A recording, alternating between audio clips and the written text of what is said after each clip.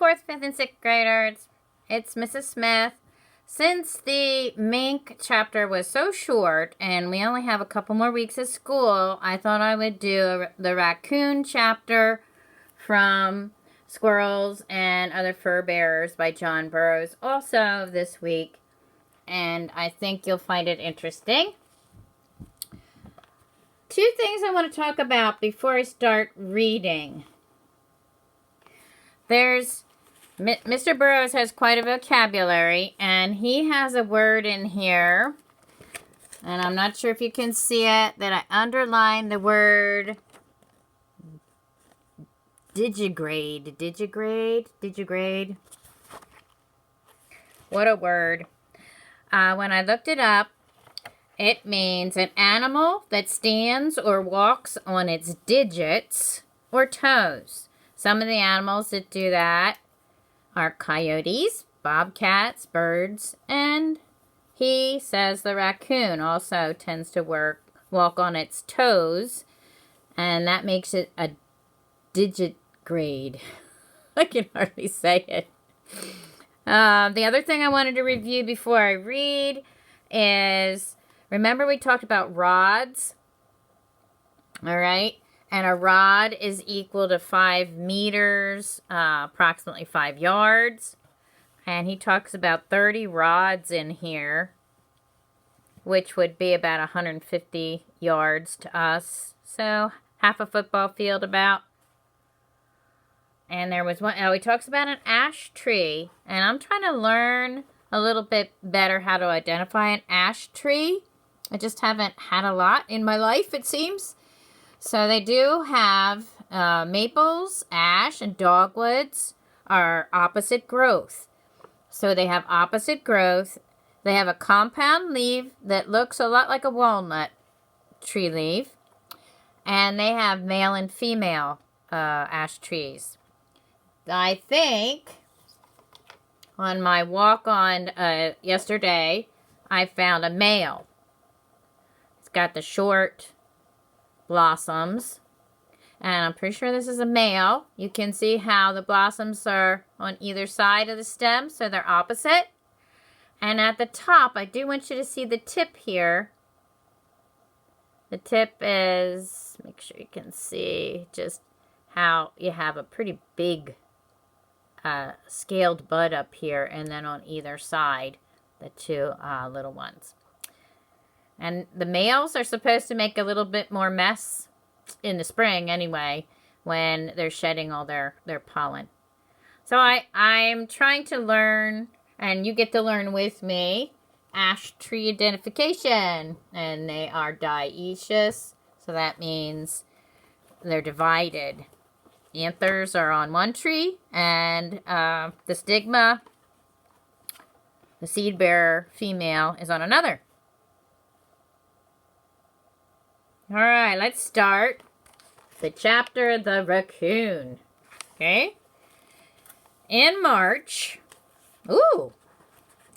that's brief summary of a bear, the raccoon, comes out of his den in the ledges and leaves his sharp, here we go, digitigrade track upon the snow, traveling not infrequently in pairs. A lean, hungry couple, bent on pillage and plunder. They have an unenviable time of it, feasting in the summer and in the fall, hibernating in the winter, and starving in the spring. In April, I have found the young of the previous year creeping about the fields, so reduced by starvation as to be quite helpless, and offering no resistance to my taking them up by the tail and carrying them home. The old ones also become very much emaciated, and you can think about that, what that word means while we're talking about starvation, emaciated, and come boldly up to the barn or other outbuildings in quest of food. I remember one morning in early spring hearing Old Cuff. He must have a lot of dogs. Different name for all these different dogs. Hearing Old Cuff the farm dog, barking vociferously before it was yet light. When we got up, we discovered him at the foot of an ash tree, which stood about 30 rods from the house. And we talked about that being like half a football field away. Looking up now, Old Cuff is looking up the ash tree at some gray object in the leafless branches. It's because it's March, no leaves yet. And by his manners and his voice, evincing great impatience that we were so tardy in coming to his assistance. Arrived on the spot, we saw in the tree a coon of unusual size. One bold climber proposed to go up and shake it down.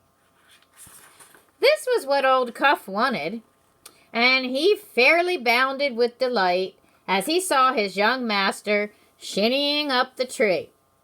Approaching within 8 or 10 feet of the coon, the climber seized the branch to which it clung and shook long and fiercely. But the coon was in no danger of losing its hold, and when the climber paused to renew his hold, it turned toward him with a growl and showed very clearly a purpose to advance to the attack. This caused its pursuer to descend to the ground again with all speed. When the coon was finally brought down with a gun, it fought the dog, which was a large, powerful animal with great fury, returning bite for some moments, and after a quarter of an hour had elapsed, and its unequal antagonist had shaken it as a terrier does a rat, making his teeth meet through the small of its back, the coon still showed fight. I do not know, when it says it brought the coon down with a gun, does that mean the gun nicked the coon and it fell? Because it's still quite alive when it hits the ground. And this dog is biting the skin on the back of the coon and shaking it, and it's still fighting. The coon is very tenacious of life, and like the badger, will always whip a dog of its own size and weight. A woodchuck can bite severely, having teeth that cut like chisels, but a coon has agility and power of limb as well. Coons are considered game only in the fall or toward the close of summer, when they become a fat and their flesh is sweet. At this time, cooning is a famous pastime in the remote interior. As these animals are entirely nocturnal in their habits, they are hunted only at night. So nocturnal, I'm sure you know, is they're out and about in the evening, right? A piece of corn on some remote side hill near the mountain, or between 2 pieces of wood, is most apt to be frequented by them. While the corn is yet green, they pull the ears down like hogs, and tearing open the sheathing. Oh, before I go to the next page, I want you to see Mr. Burroughs' beautiful sketch of these raccoons. Gets the little hairs, the toes, the toenails. He's even drawing the leaves of the tree. Each raccoon looks a little different. He has great shading. It's beautiful. All right, next page.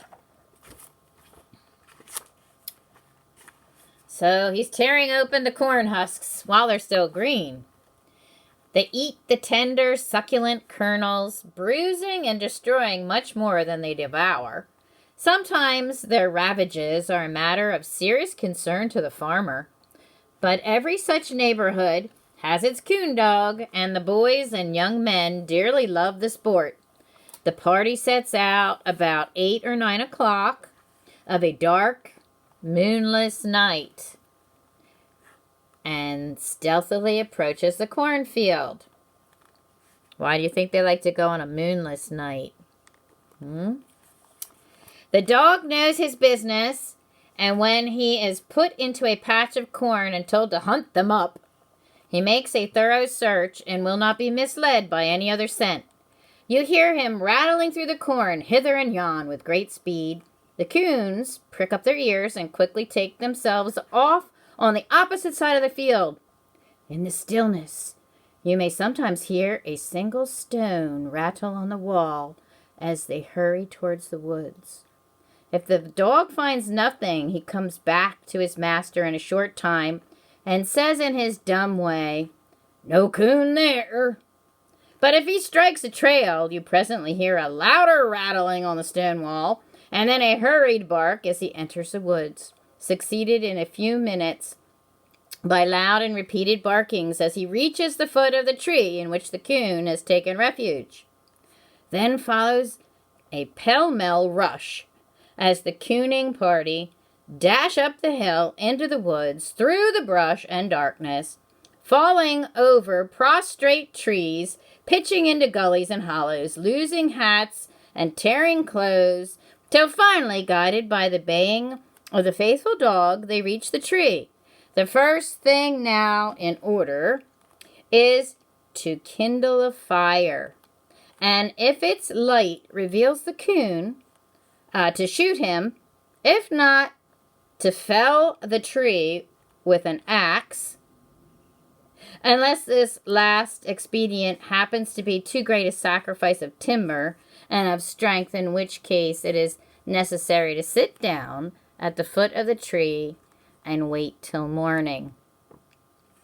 So after they chase into the forest in the dark, and it sounds like everyone's falling and tripping, and they get to the tree where the coon has climbed, and they have to find him. I never really thought about that. They don't want to just shoot up into the air. So first they have to see him, then they can shoot him. If they don't shoot him, it says they get an axe out if the tree's not too big, and they cut it. And if not, they wait till morning until they can see better. That's interesting.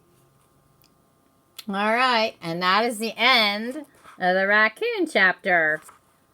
All right. God bless you, and I'll talk to you another time. Bye-bye.